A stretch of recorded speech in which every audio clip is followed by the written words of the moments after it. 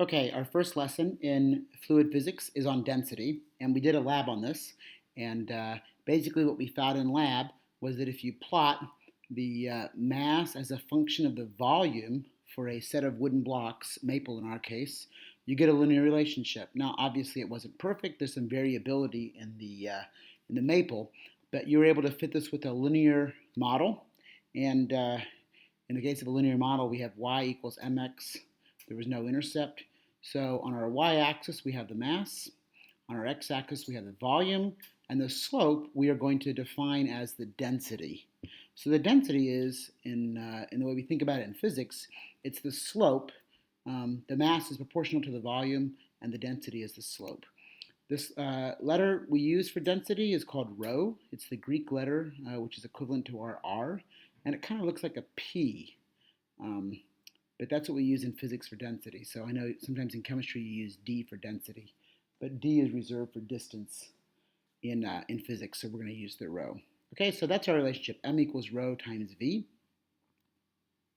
You can think of the density as the ratio of the mass an object occupies, or the mass the object has to the volume it occupies. So styrofoam, for example, has some mass and it occupies a very large volume, so it has a small density. And the same amount of matter in the form of uranium, for example, would occupy a very small amount of space. So the mass to volume ratio is a very large number. So you can write the density as the mass over the volume in terms of ways to calculate it. And the standard units we're going to use for density are going to be units of mass, which is grams, divided by volume, which is centimeters cubed. Or sometimes we'll use kilograms divided by meters cubed. So those are our standard units for density.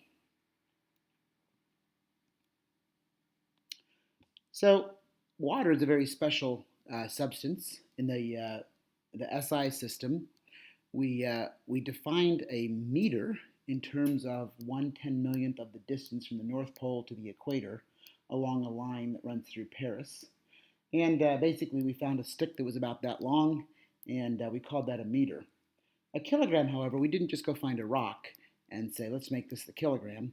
What we did was we rigged the system of measurement so that if you have 1 cubic centimeter of water, so imagine a cube of water that's exactly 1 centimeter on a side, the amount of matter contained in that volume is defined as 1 gram.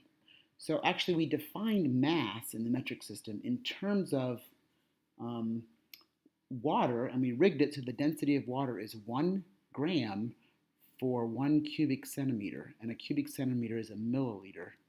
So in the SI system, the gram is defined. It's not just equal to, it's actually defined in terms of the volume of 1 cubic centimeter of water. So by definition, the density of water is 1 gram per centimeter cubed. So that's a fairly handy thing to have. Since water is ubiquitous on Earth, knowing that our metric system pegs its density at 1 is very handy. So imagine a cube made up of 10 centimeters on a side, so 10 centimeters by 10 centimeters by 10 centimeters. So this is a little bit bigger than a Rubik's Cube. That would be 10 times 10 times 10, or 1,000 cubic centimeters, or 1,000 milliliters, and that would equal 1 liter. So our volume of 1 liter is 1,000 cubic centimeters, or 1,000 grams, and of course 1,000 grams is the kilogram.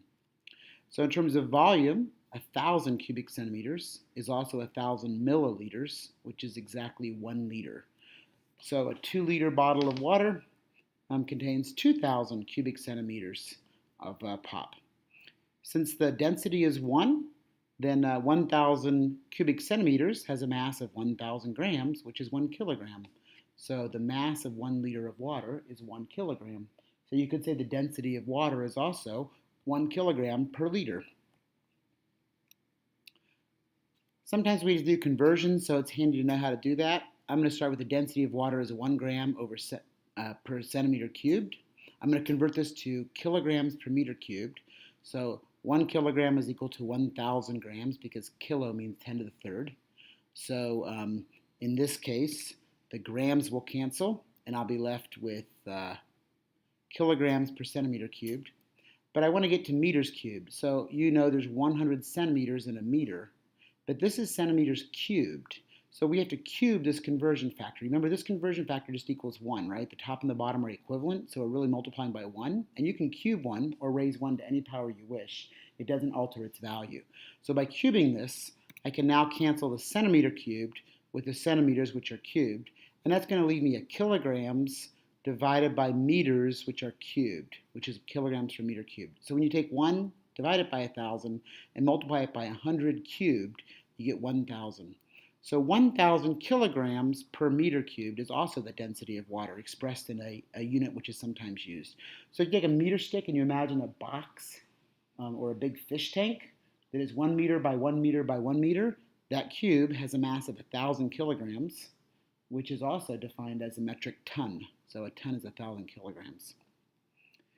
Okay, so the nice thing about density is that for most things, the density just depends on the atomic bonds between the molecules or the atoms themselves. So at a given temperature, the density of most solids and fluids is just fixed, and you can look it up in a table.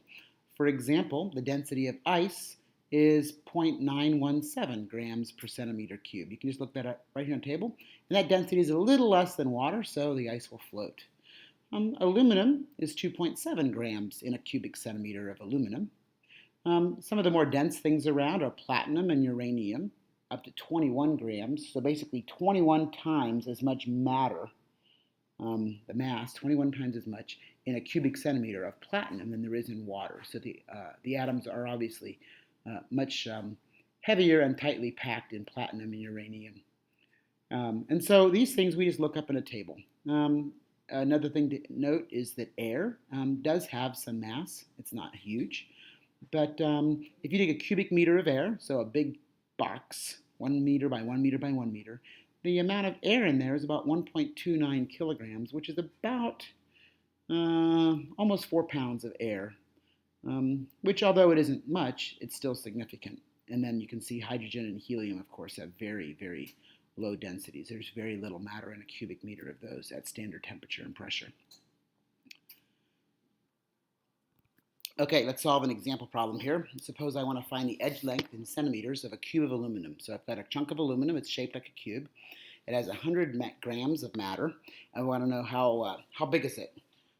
So I can start by making a list of the variables. From the table I can look up the density of aluminum, which is 2.7 grams for every cubic centimeter. And my problem tells me the mass, and I'm trying to find the edge length of a cube. And so to formulate a plan, first of all, I know the volume of a cube is L cubed, the length of the edge cubed. The density is the mass divided by the volume, which when I substitute in L cubed for the volume, I get this expression here. And I'm going to solve that for L. So algebraically rearranging this expression gives me the length of the edge of the cube is the cube root of the mass over the volume. The mass, of course, is 100, divided by 2.7 is the density. The grams cancel the grams. I get 1 over centimeters cubed, take the cube root, and I get centimeters as my answer. And so I get 3.33 centimeters cubed. So we're talking a fairly small chunk of aluminum here, 3.33 centimeters on the edge. That's the edge length of a cube. So as you're solving these problems, it's helpful to have a couple formulas from solid geometry at your disposal. And if you forget them, you can, of course, Google them. A quick note, when you solve problems involving wires, a wire is really just an elongated or a long cylinder. So if you're trying to find the volume of a wire, just use the formula for a cylinder. Okay, so you've got some problems to solve, and this will serve as an example of how to do it.